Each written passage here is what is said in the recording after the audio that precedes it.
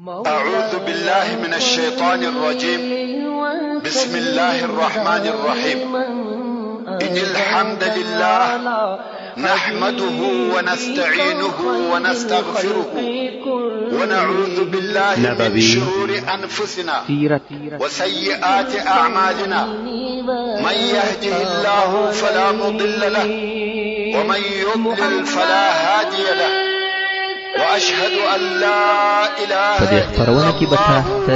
الله صلى الله عليه وسلم وأشهد أن محمدا عبده ورسوله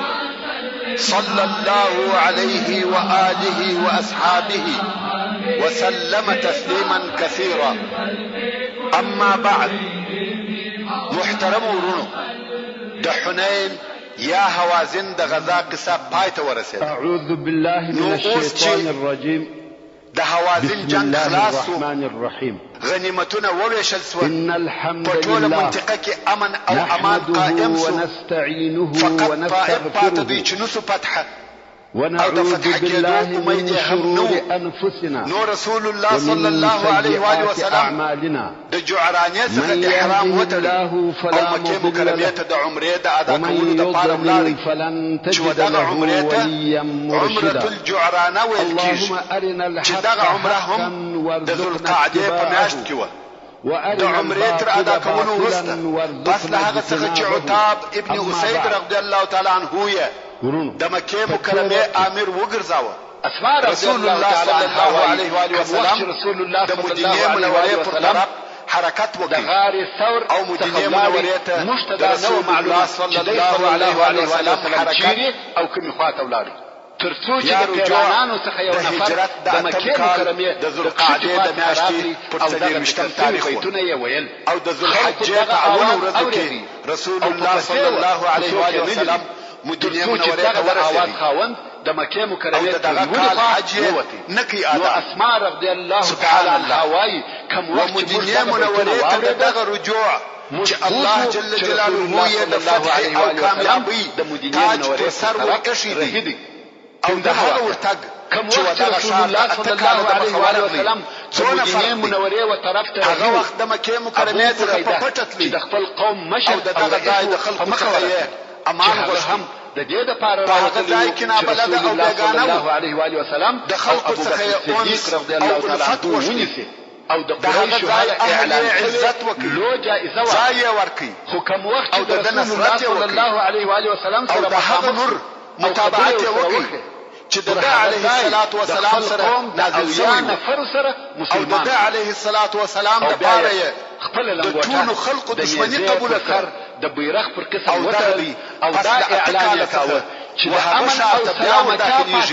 چې د علیه الصلاة والسلام چې دنیا په عدل او انصاف او بیري په حالت کې کړیو. مگر دا وایي استقبال په داسې شکل سره کیږي چې اهل مکه ورته تابع شوي دي. خپل کبریا او جاهلیت د علیه الصلاة والسلام په پښو کې غورځولي دي. هغه وخت خلقو چې د علیه الصلاة والسلام چې د امن او سلامت راغلی او تر پخوانیو خطاو ورتیر تکي. الله جل جلاله د سورة یوسف په 9 نمبر آیات کې فرمایي کسان چې پر صلی الله علیه و سلم یتقي ويصبر فإن الله لا يضيع أجر المحسنين. يعني بشك هر هغه څوک چې د الله جل جلاله څخه وبېږي او صبر وکړي د طاعت پر تکالیف صبر وکړي چې د مسلمان مصیبت صبر وکړي د معصیت یا ګناه د لذت څخه صبر وکړي. رسول الله صلی الله علیه و سلم چې الله جل جلاله د نیکو کارانو اجر نه ضایع کوي.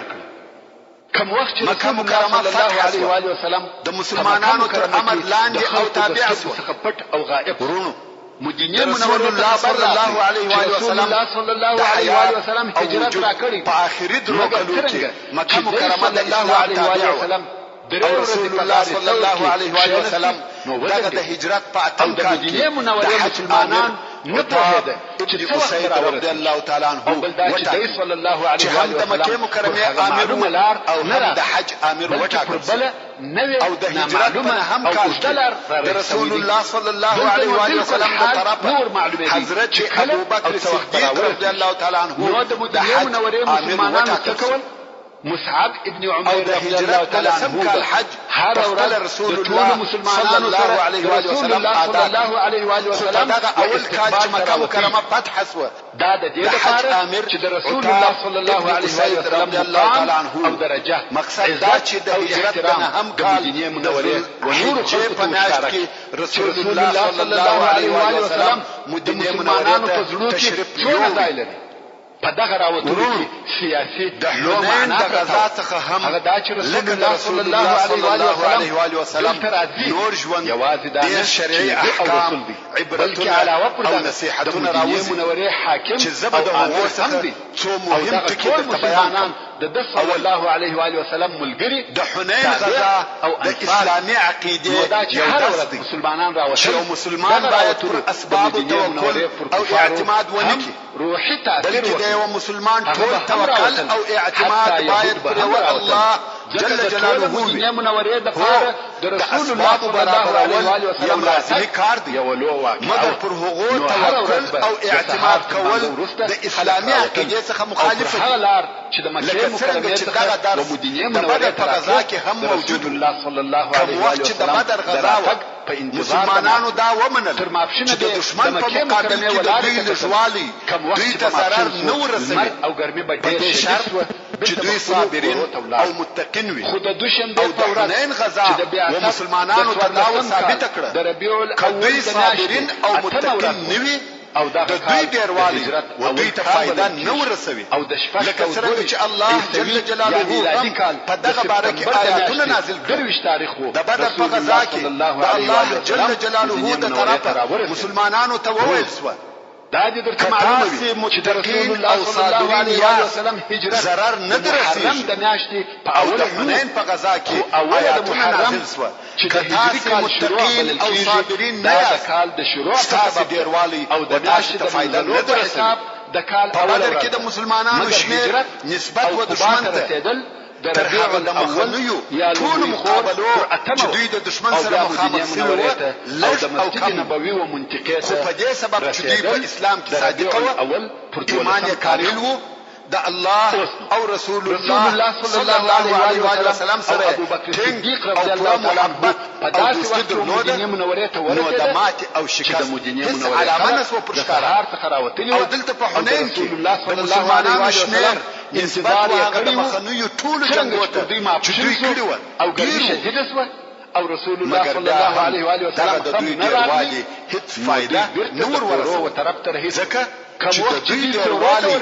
په هغو کسانو سره وای چې تر اوسه پورې په زړه کې پوره ایمان نو ثابت شوی درخت په سر کې لوړ ناس او د اسلام واقعي رسول الله صلی الله علیه و وسلم نو نشه په انتظار کې دغه خلک په دغه اسلامي لشکر کې فقط په شکل او جسم شامل شوي وو. دا چې د دوی د زړه حرکت چې یوازې پورې او لوړ ناس خواهشاتو او نفسي غوښتنو پورې تړلي او دنیوي امور دوی پر نفسو يهودي ځان نسوي ټینګولای او دا ډېره لري خبره ده چې د جسمو او شکلو ډیروالي دي د نصرت او کامیابی لپاره اثر ولري او خزرج د نو په همدغه سبب د مسلمانانو د لوی لشکر کوم وخت چې د دشمن د کمینو سره بني قیله ناببره مخامخ سو يهودي یا بني قیله په وادي کې سره وپاشل قد جاء او دا لري خبره نه ده او نصیب ته ویل چې دغه جدید اسلام خلکو تېشته دي په شروع او ابتدا کې د هغه صادقه او واقعي مسلمانانو وسلم تاثیر ونه خبر ډیر ژر مګر بیا هم وپاشل انصار او مهاجرین چې رسول الله صلی الله علیه و سلم د طرفه اواز او ناره واورېده دلته د حملې د پاره را وګرځېده او رسول الله صلی الله علیه و سلم پر شاوخوا سره مسلمانانو د رسول الله صلی الله علیه و سلم پراتک حال دا چې د دغو کسانو شمیر او عدد تر 200 کسانو صلی الله علیه و سلم د لیدلو مګر بیا استقبال د 200 نفرو مسلمانانو او کامیابی حاصل صلی الله علیه و سلم راګرځېدل سکون او اطمینان پیدا او الله جل جلاله د دوی دشمن ته بده ماته ورکړه په دغه حال دا چې دغه مسلمانان په شروع کې ټول زره نفر مګر د خپل ځانو دفاع یې نسوای کولای دا قول پر نازل سو چې د سورۃ التحریم په 3 مسلمانانو مشر امام یا خلیفه کولای شي چې د مشرکانو یا کفارو څخه بلکې د اسلام د دشمنانو څخه اسلحه په استعاره سره واخلي. يعني بشك هم یوازې د اسلحې په باره کې نه دي بلکې هر هغه شی چې اسلامي لښکر د جنګ لپاره ضرورت ورته لري کولای شي چې په استعاره په قیمت یا مفت ځینې واخلي. عروة ابن زبير رضي الله تعالى عنه صلى الله عليه وآله وسلم رسول الله صلى الله عليه وآله وسلم سره یو ځای څخه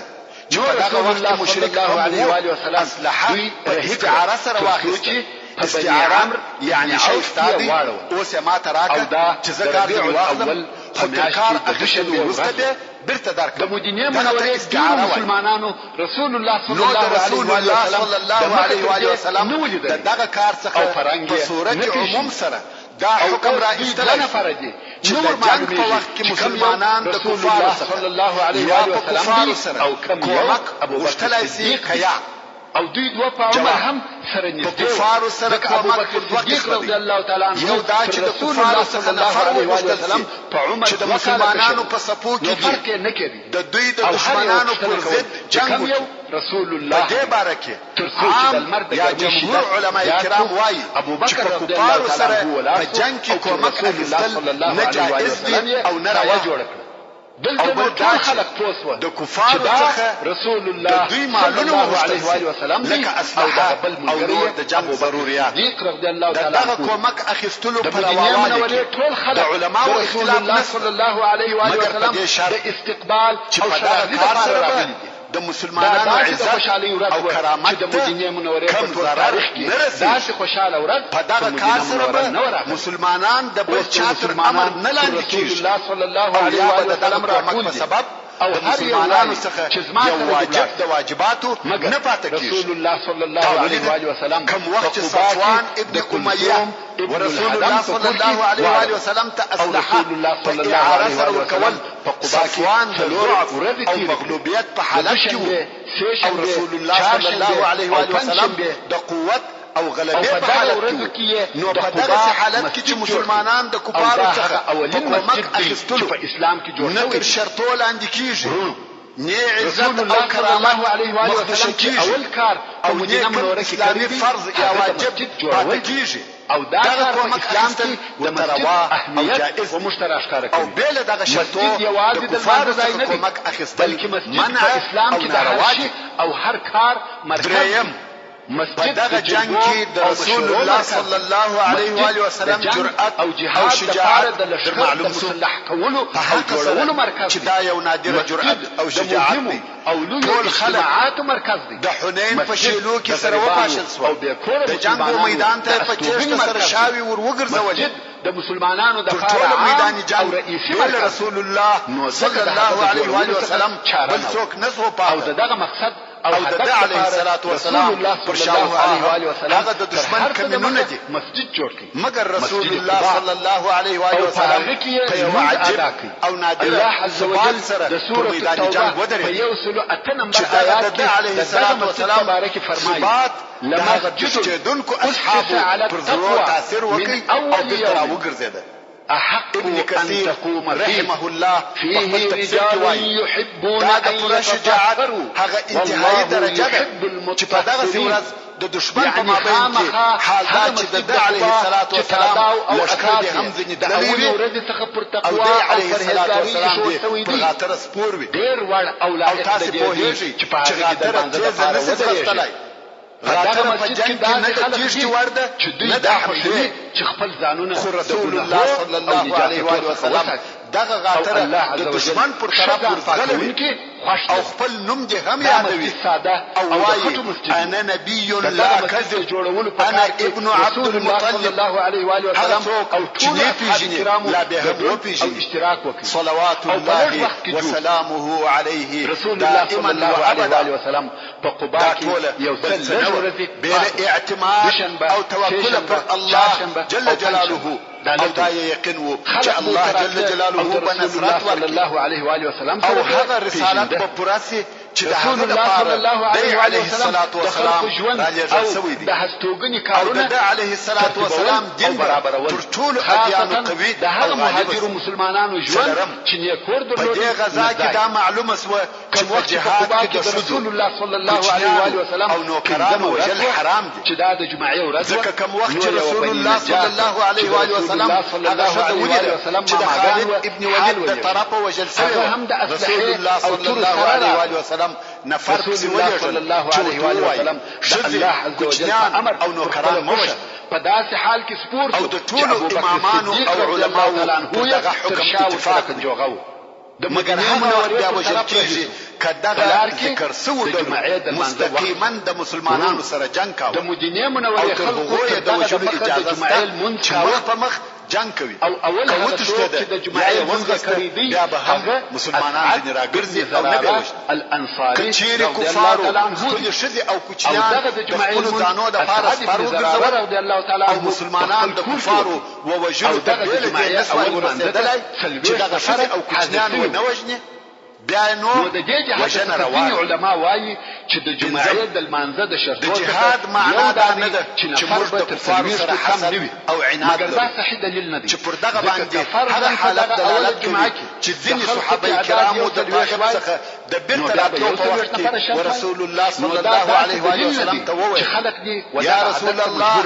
وثقبت شراوك او رسول الله صلى الله عليه وسلم وفرمایل اللهم اهدي ثقيفا واتي بهم الهي وثقفت هدايتك صلى الله عليه وسلم تر هجرت د مخه د دې څخه هدف او مقصد دا چې جهاد بل شي نه دی بل دې څخه چې د امر بالمعروف او نهي عن المنکر وظیفه ادا کول دي د قباء او دغه امر بالمعروف او نهي عن المنکر یو د بل په مقابل کې د ټول مسلمانانو وظیفه ده د جمعې او په دغه واسطه سره خپل ځانونه د قیامت د ورځې د ابدي عذاب څخه خلاص کولو امر وکړ. نو د دې جهت د مسلمانانو دعا و نور قومو او خلقو ته باید د هغو د اصلاح او هدایت دپاره وي او د لمانځه یعنی که غواړې چې کفارو ته شراب وکړې د شراب پر ځای یې د هدایت پوښتنه کوه اولینه خطبه ځکه د جهاد د مشروعیت څخه هم دغه مقصد او حکمت څخه د اسلام وایي. شپږم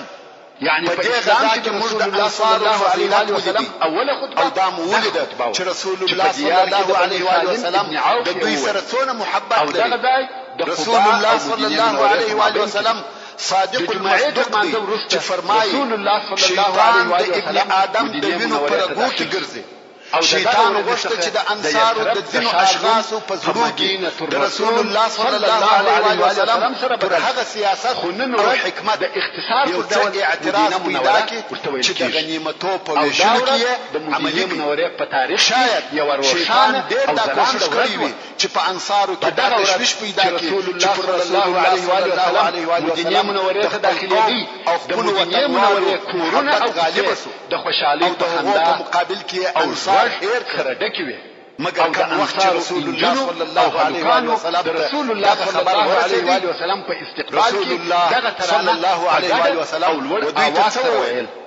طلع رسول الله صلی الله علیه وسلم هغه بیانیه چې دغه وسوسو په مقابل کې دوی ته ایراد کړه د رحمت او عاجز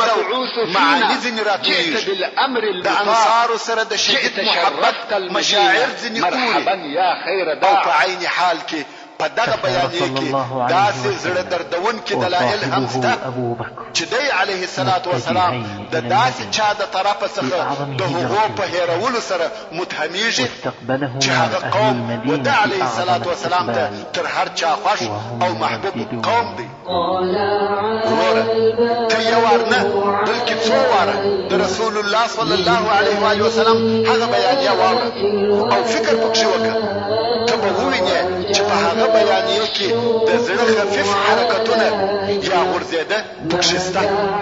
ته به ووینې چې په هغه کې هغه لطیف او الطف احساسات شته چې دغه خفیفو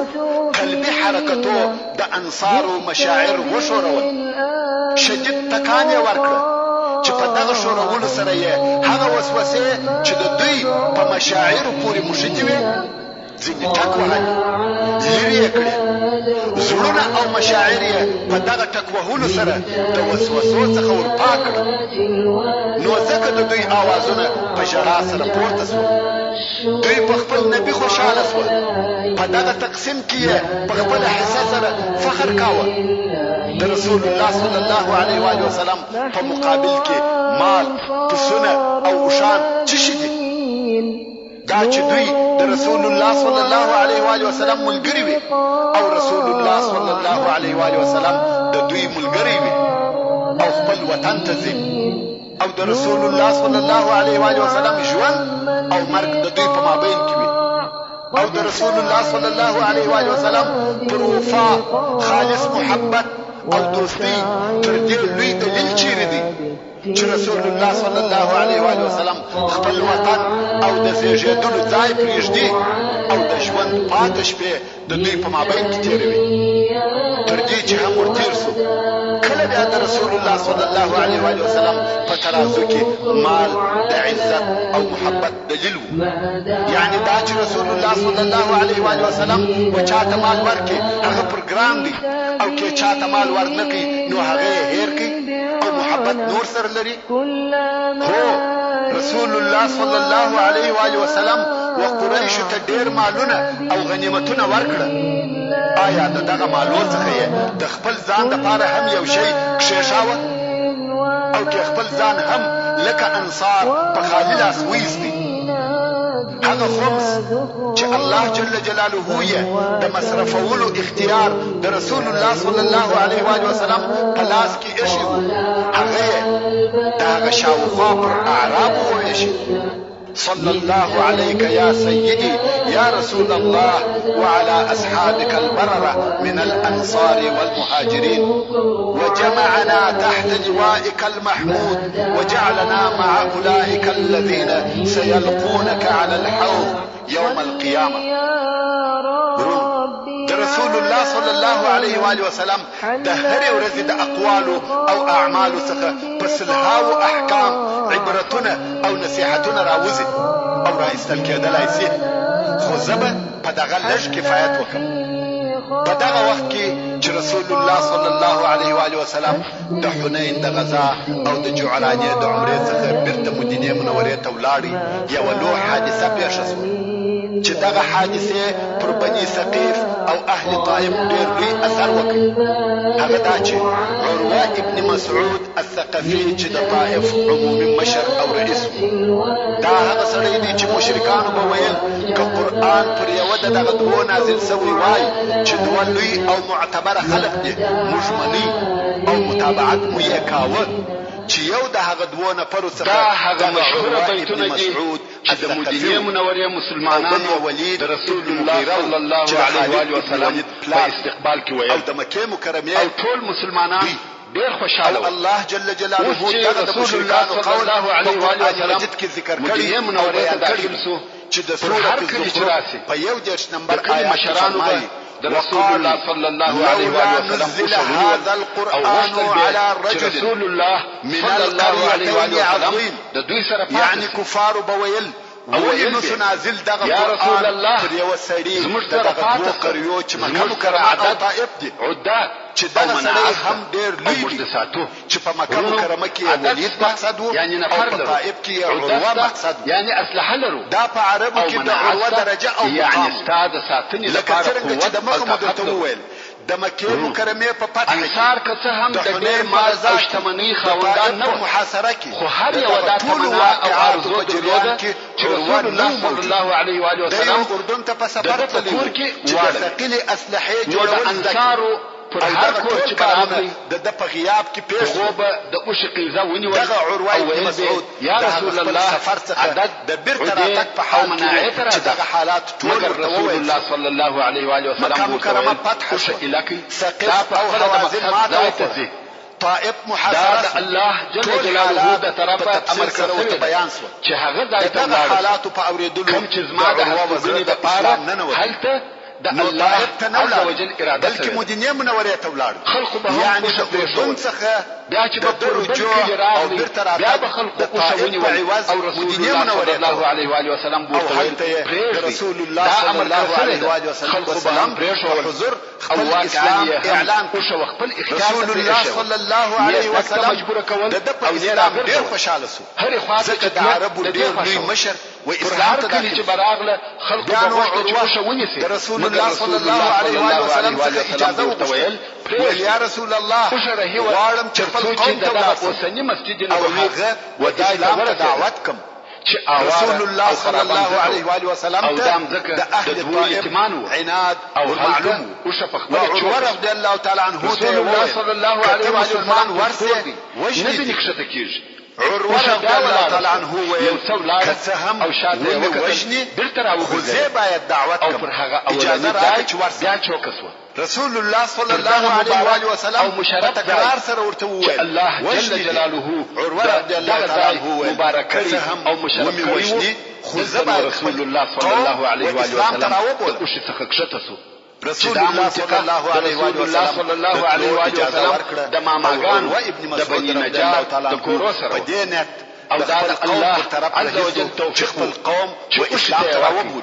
ځکه د رسول الله صلی الله علیه و آله وسلم هم دا خوښه چې د خپل ماماګانو سره مسلمان شوی دي او د علیه الصلاه والسلام او د هغه ځای څخه مدینه منورې ته ولاړی او مسلمان رسول الله صلی الله علیه و آله وسلم راټول الله تعالی عنه ته ورسېدی. هر یو وایي چې موږ طرف ډیر تو د هر کله ابو ایوب انصاری رضی الله تعالی عنه د پراتک خوشالي جوړ کړ او د رسول الله صلی الله علیه و آله وسلم سامان د سفر څخه براغ اول باندې خپل بت لات رسول الله صلی الله علیه و آله وسلم ځان دې د تبرک لپاره پوری مشي بیا به کورته ایوب رضی الله تعالی عنه چې کورته مارسي د دوی په اصطلاح رسول الله صلی الله علیه و آله وسلم مگر عروه ابن مسعود رضی الله تعالی عنه چې راورسېد یعنی خلق یې استقبال وکړي دی ربته نور د رسول الله صلی الله علیه و آله وسلم تعجب شرف بیا یې سره وویل ابو ایوب انصاری رضی الله تعالی عنه شاید ستړي یو ورځ وروسته د عروه د پاره مهمانی جوړ تعالی عنه راغلی ټول مشران صلی الله علیه و آله وسلم او دوی په دعوتولو و اسلام ته شروع وکړه. د اوش روزنه هغه په جواب کې بدویل شروع الله صلی الله علیه و آله وسلم رسول وکړه او مرتبه په سبب د وهل او ټکول ورته ویل سو چې د دوه یتمان الفاظو یې کفایت وکړي ویل ولی او متصرف یې رضی الله تعالی عنه یتمان ولی راته رسول الله صلی الله علیه و آله وسلم وفرمایل نور هم غواړي چې په هر طریقه سره وي خپل قوم و اسلام ته دعوت کړي یا رسول الله او د اسلام شاعر ښکارا نو کوم وخت چې د منځ عروه د خپل کور په باب وختي او اذان یې شروع وکړ. مقصد د اسلام اذان کوي او د مځکه قیامت د حضرت ابو بکر صدیق رضی الله تعالی عنه نسوای کولای وبانو رسول الله صلی الله علیه و آله وسلم امر وکړ مسلمانان پر دغه مځکه نو هغه نور مشرانو زیات صبر ونکړي نو منور کې دغه تعالی مسجد دغه د اذان کولو په وخت کې منځونه خوشي او رسول الله صلی الله علیه و آله وسلم اولنۍ مسجد رضی الله تعالی عنه په داسې حال کې شهید شو چې بیت الله الحرام جل جلاله او اسلام هغه مبارک ترين مشرف ترين مسجد دی د څرګند مشکلات نور هم ډېر او دغه ځکه د طائف څخه د بیر نسی وته الله ځکه په هر ځای کې مسلمانان سته او موجود ځکه اوشه یو وخت نو د تاسو په مشوره سره وکړه چې باید څو د الله جل جلاله په اتفاق سره وکړي چې باید مسلمانان نو پر دغه ځای د مسجد نبوي د جوړېدو سره او سبب هم دغه دي مسلمانان د ځای شرطونه قبلوي او موږ و اسلام ته داخلي دغه مسجد د پاره او شرطونه هم په خپل مابین کې سره معلوم کړ چې زموږ شرطونه دغه او مبارک ځای نو یو ډله نبوي د جوړولو کار ابن عبد یالیل په مشرۍ د مدوي رسول الله صلی الله علیه و آله وسلم د ابو ایوب انصاری رضی الله تعالی عنه په کور کې سکونت چې د هغه اختیار د قبيله د ابو ایوب رضی الله تعالی عنه او دا یې هم وشول چې د رسول الله صلی الله علیه و سلم سره د ملاقات وخت کې باید د ابو ایوب رضی الله تعالی عنه ویل یا رسول الله دا نه د مناسبه بلکې هغه د جاهلیت سلام یې ورته وایي رسول الله صلی الله علیه وسلم یا طائف د خلق یا ابا ایوب خوشاله ما ته خلق راځي او د دوی د پاره او خلق ته کې خیمه ودرول او کښته کېدل دا د دې د پاره چې قران واوري او د مسلمانانو المنځ وویني ابو ایوب رضی الله تعالی عنہ هم په مدینه منوره کې پاتې او هلته د مسجد رسول الله صلی الله علیه وسلم سره به خبرې کول اصحاب کرام کار کوي او رسول الله صلی الله علیه وسلم اول ورځ هر شپه د مسجد د ماخستان تر منځ ورسته ځکه الله جل جلاله دوی خیمو ته ورته د پاره را او هلته د خبرو د پاره دون ورته ولاړو چې په شی وجه د سوره هود کله به په یو نمبر آیات کې فرمایي هو انشأكم من الارض ابن ابي العاص فيها هم دغه د طائف په دغه کې تاسو د ټول په عمر کم او په دغه وخت چې دغه د طائف خلق او رسول الله صلی الله علیه و آله وسلم او مجلس جل جلاله د خبرو د پاره وکړه د تعمیر او ابادول پېښاوه نو د دوی سامانونه په جوړولو ژر بیا چې بدغه د رسول الله صلی الله علیه و وسلم د مجلس خراب د ستړیا د لرکولو لپاره دغه بیتونه وایي عثمان ابن ابي العاص لا عيش الا عيش رسول الله صلی الله علیه و وسلم تورک انصاري والمهاجرين رسول الله صلی الله علیه و وسلم چې هم رسول الله صلی الله علیه و وسلم علیه الصلاة والسلام عثمان ابن ابي العاص مرتد وارو مگر څو په دغه مده کې د دین ډېر احکام زده کړل اللهم لا عيش الا عيش رسول الله صلی الله علیه و آله وسلم للمهاجرين والانصار نو ابو بکر صدیق رضی الله تعالی عنه صلی الله علیه و آله وسلم شعر نوایا او دغه خپل حال جل جلاله خپل ملګرو څخه په نشبه نمبر آیات کې وما علمنا رسول الله صلی الله علیه و آله وسلم دغه دین سره د علاقه الا ذکر وقرآن مبین يعني محمد صلى الله عليه وآله وسلم تبوز شعر نبي وشولي نو يا رسول الله صلى الله عليه وآله وسلم تبوز رسول الله صلى الله عليه وآله وسلم مش اسلام قبل مگر بشرطه خپل رسول الله صلى الله عليه وآله وسلم وفرمایي شرطونه مو چې رسول الله صلى الله عليه وآله وسلم چې همیشه سفرونه کوو مگر شعر په سفر کې د زنا کولو څخه چاره نه هغه شعرونه چې د صلی الله عليه وآله وسلم په اجازه براکوي په خلقو کې رسول الله صلی الله علیه و آله وسلم وفرمایي عليه الصلاه والسلام هغه دین چې په هغه کې زنا وي هغه دین نه دی پکې خطا بسو الله جل جلاله فرمایي ولا تقربوا الزنا انه كان فاحشه مسلمانانو شعر وایي سبیلا د علیه الصلاة والسلام زنا ته مور دې کېږي بشکه چې دغه زنا فاحشه د دعا طرف ته ولاړ اهل طائف ویل نو نه مسلمانېږي رسول الله صلی الله علیه و آله وسلم د مسجد په جوړولو کې خپل همکار ورسره نه در څخه قبلوم چې په هغه کې ورسره پورته کولې دا ولا صحابه کرام او بیا مشوره سره وکړي ډېر کوشش کاوه ځکه دا عیب چې رسول الله صلی الله علیه و آله وسلم کار کوي مسلمانېږي په دې شرط چې د شراب چښلو اجازه راکوي خلق به یو وخت شراب زموږ د کې شربت مگر عمار ابن یاسر رضی الله عنه رسول الله صلی الله علیه و آله وسلم وفرمایي شراب الله جل جلاله حرام کړی دی او هیڅ چاته د هغه د چښلو اجازه نه ورکوي رسول الله صلی الله علیه و آله وسلم پر اسلام او د هغه پر احکام تر هیڅ شي نه ورتېږي الله صلی الله علیه و آله وسلم وفرمایي هلته مشوره وکړي او بیا راځي چې یاد بل وار بیا را او ویل یا رسول الله تر هغه نور خبرو به مشجر مگر د سود یا ربا اجازه راته کوي رسول الله صلی الله علیه و آله وسلم وفرمایل بلا قید او شرط به مسلمانېږي هر هغه شی چې الله جل جلاله حرام کړی دی هغه حرام دی د الله جل جلاله په دین کې تر هیڅ شي نسم تېرېدلی بیا ولا عليه الصلاة والسلام ويل يا رسول الله اسلام قبله زنا را باندې حرامك شراب او سود را باندې حرامك مگر منزرا معافك رسول الله صلى الله عليه وآله وسلم رسول الله صلى الله عليه وآله وسلم په هر هغه دین کې چې منځ نه وي خیر نشته چې رسول الله صلی الله علیه و سلم ته او پس علیه الصلاة والسلام د احترام عزت اسلام قبل سبب تکلیف ورک زنا خو په شپه کې و موږ یو تکلیف باندې حرام ک هغه دا چې منځونه هم موږ د ابو د لپاره یو منګي درلودي یعنی هغه مات سو او به ټول چې د دوی معبود بت وو مرا باندې حرامه وو یوازې معلومه ده چې په خواني کورونه الله صلی الله علیه و وسلم وفرمایل یا والله او خاشو کورونه د دې امکان و چې دا او هیڅ صورت بوتان او رسول الله صلی الله علیه و وسلم ته تکلیف وایي نو ابو ایوب رضی الله تعالی عنه وایي موږ به رسول الله صلی الله علیه و وسلم وفرمایل دغه او په دغه تلته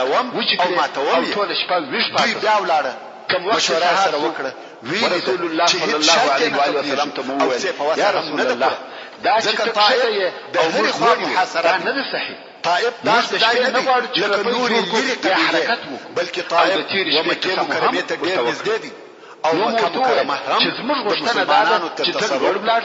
او مشکته و اهل طائف ولید رسول الله صلی الله علیه و سلم دا د دې غوښتنه قبول کړه او مشوره راځه او ویل یا رسول الله ابو ایوب رضی الله تعالی عنه وایي موږ به د شپې خواړه تیار کړو او رسول الله صلی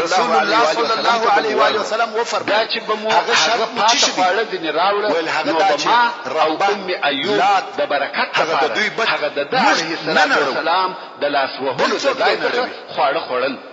یو شپه موږ رسول الله صلی الله علیه و وسلم ته دا خواړه ولېږل چې په هغه کې متولېږم او ګټ کړی و بیا نو د رسول الله صلی الله علیه و سلم څخه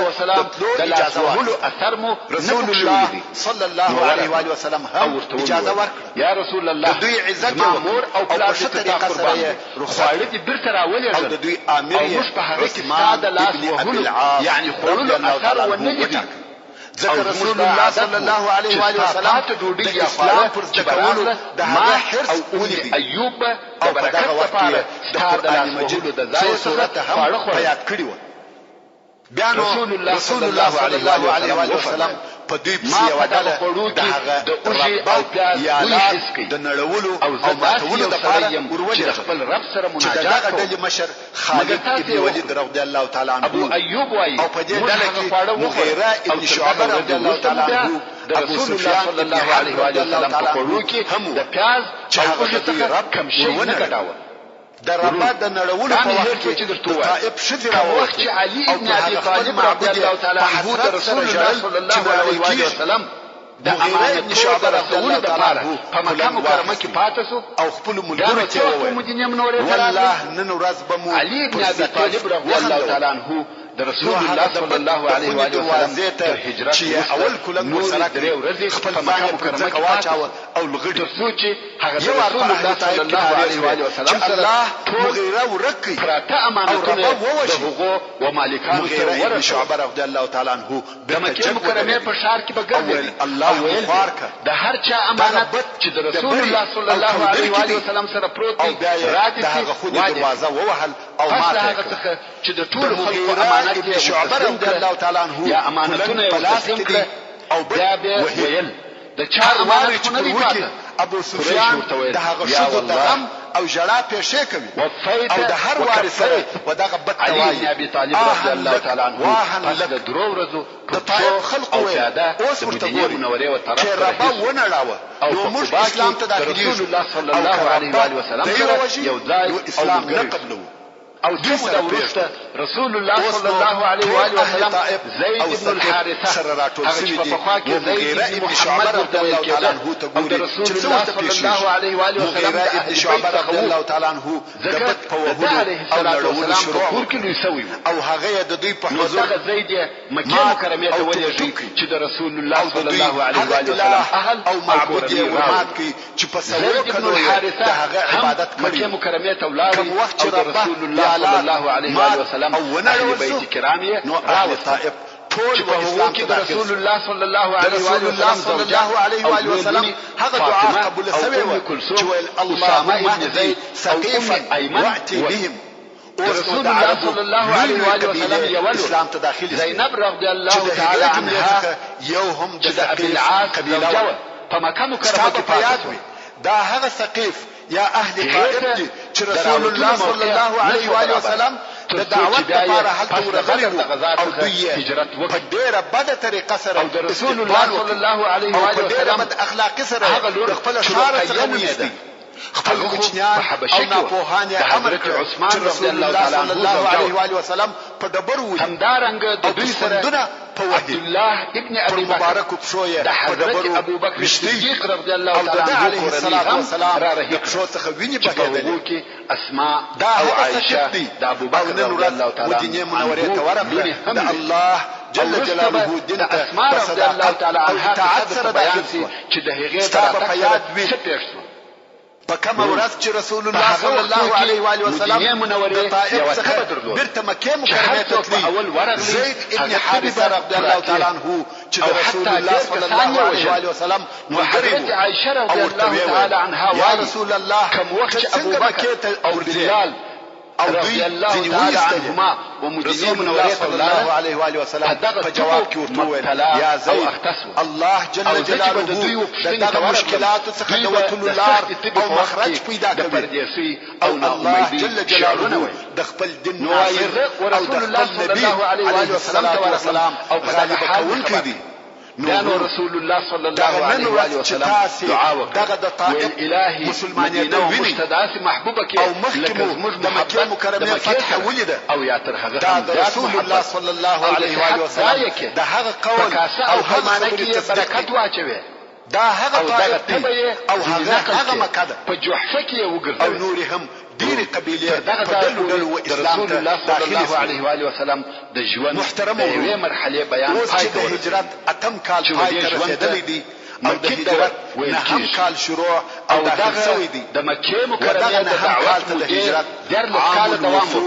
ویل کیږي محترم ورور یعنی د دلو کال رسول الله صلی الله علیه و آله وسلم د هجرت د واقعاتو د شمع د لپاره و یو څه تفسیرات ضرورت او دا کار ته ولي عام الوفود هجرت په مقصد هغه په دې سبب ځان پوه کوم وخت چې مکه مکرمه فتح بارکه موږ هغه قریش او اسلام ته تسلیم شو مسلمانانو د اول شکست وخوري حبشه ته هجرت هم فتح سو او اوس نو د رسول الله صلی الله علیه و آله وسلم او مسلمانانو سيطره پر ساحل غربي جل جلاله او ټینګه دین او عقیده هغه بوتان چې خلکو عبادت کاوه ما کوم وخت د احکام د جزيره العرب پاتې ټول قبيلو ته د اسلام د کامیابی خبر ورسېدی او عقیده دلته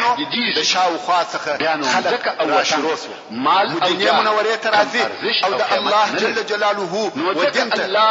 په داخلي پر مسلمانانو دا فرض کړی چې مدینه منوره ته راځي د ساتلو په لار کې دغه ټول شیان قرباني کی په اختصار سره دا ویل کرامو د کوم وخت څخه چې رسول الله صلی الله علیه و آله وسلم مدینه منوره ته هجرت وکړ موږ ولیدل چې د رسول الله صلی الله علیه و آله وسلم ژوند او کون کې د الله عز وجل د قانون تقاضا ده چې معنوي قوت سره هغه چې په سالمه عقیده او په حق دعوت او جهاد بغار رسول الله صلی الله علیه و آله وسلم د جزيره العرب پر ډېر حساب تسلط پیدا امت او د اسلامي اخلاق پورې لار خلک مسلمانان صحیح الهي دین متابعت د هجرت په اتم کال کې مکه مکرمه فتح شوه حوازن په هغه لوی جنگ کې چې د حنین جنگ ماته وخوړه بقا او د حوازن هغه کسان چې د حنین په جنگ کې وتښتېدل د مسلمانانو د طرفه تعقیب او په طائف کې محاصره مګر د الله جل جلاله د طرفه د طائف د فتح اجازه نه وسوي وطنونه تطوروي نسو فتح دغه قوت او مسلمانانو د ذوالحجې په میاشت کې د عتاب ابن اسید رضی الله تعالی عنه په مشرتابه حج ادا کړ د هجرت اتم کال په دغه واقعات سره پای ته ورسېد اخلاق ملت او بیا د هجرت نهم کال داخل یو ملت هغه کال چې د سیرت په کتابو کې عام الوفود ویل کېږي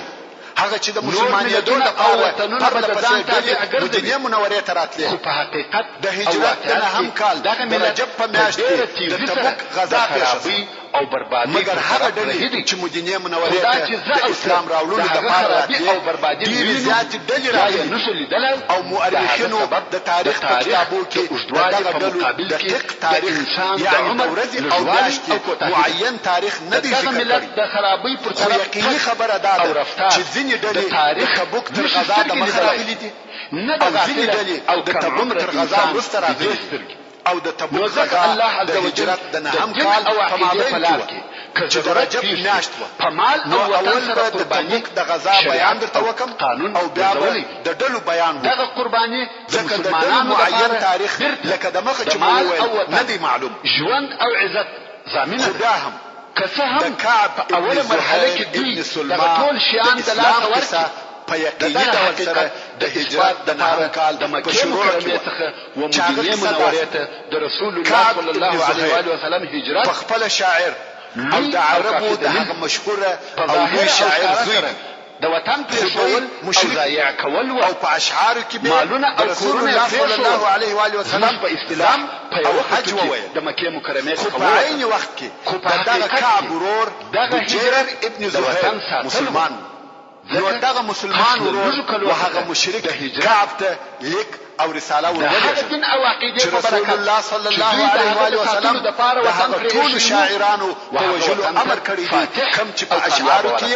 د رسول الله صلی الله علیه وسلم بند او ذم مسلمانانو ته آزارونه ورکول او د رسول الله صلی الله علیه وسلم د وژلو اراده کړې او ته عفو کوي هم نسی ورته ما وتا ته دغه نصيحت د رسول الله صلی الله علیه وسلم مسلمان او توبه کوونکی راس او ښکارانو خلاص کنه نو د خپل ځان د ژوندۍ پاتې کېدو د پاره چې مشتد رسول الله صلی الله علیه وسلم د هجرت څخه را معلومیږي یوازې دا نه چې د نصيحت نه کوي الله صلی الله علیه وسلم د ټول اصحاب کرامو د جملې څخه حضرت ابو بکر صدیق رضی الله تعالی عنه ملامتاور چې ته ودا سفر کې رسول الله صلی الله علیه وسلم هغه دین و نو علماء کرام پر هغه دین دی رسول الله صلی الله علیه وسلم د ابو بکر صدیق رضی الله تعالی عنه رسول الله صلی الله علیه وسلم دا رسول الله صلی الله علیه وسلم په ټول اصحابو او د کعب په وجود سره صلی الله علیه وسلم ورنږدې زموږ د بحث رسول الله صلی الله علیه وسلم څخه هم دیر رضی الله تعالی عنه د خلافت وای او لایق چې دغه مفهوم تاکید او تاکید بیا په ورسته کې نور ډیر شیان کړي مثلا رسول الله صلی الله علیه وسلم په خپل مریضي کې د لمانځه د امامت لپاره ابو بکر رضی الله تعالی عنه خلیفہ وګرځاوه او پر دې تاکید کاوه چې د خلقو د لمانځه امامت به بل رضی الله تعالی عنه څخه بل څوک نه کوي او بل په هغه صحیح حدیث کې چې رسول الله صلی الله علیه وسلم فرمایي کما د ځان د لپاره خلیل پیدا کولای نو ابو بکر به د ځان خلیل ګرځولی وای رواه مسلم او واقعا هم الله عز وجل په خپل احسان سره ابو بکر رضی الله تعالی عنه دغه امتیاز وای او لائق ګرځولی وو ابو بکر رضی الله تعالی عنه د رسول الله صلی الله علیه وسلم په ملګرتیا کې د صدق او اخلاص یو نمونه او مثال وو بلکې خپل روح او مال د رسول الله صلی الله علیه وسلم په ملګرتیا او د هغه د پاره قربانول موږ ولید چې رسول الله صلی الله علیه وسلم ته وویل تر هغه به ته غار ته نه ننوځې تر څو چې زور نسم محترم ورونو زموږ د بحث پاتې حسابه ان شاء الله تعالی پراتونکي کې واوري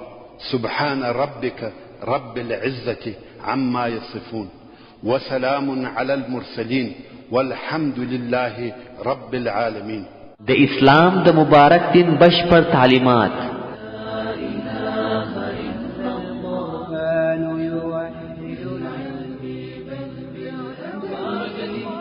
د اسلام د مبارک دین زرینی پلوشه په شفاعت اسلامي تعلیمات یوازې د تعلیم اسلام رادیو څخه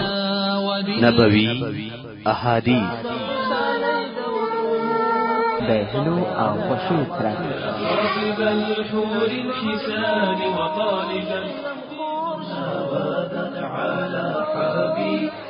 نبوي سیرت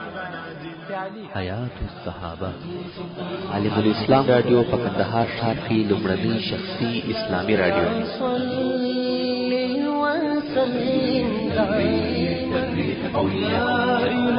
په دې ښکلي او ښایسته کې د ژوند شیبې تېرول عالم الاسلام رادیو د هیلو او خوښیو سرچینه د کامیابۍ راز د الله جل جلاله په عبادت کې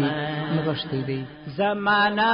لري دوام تا بنا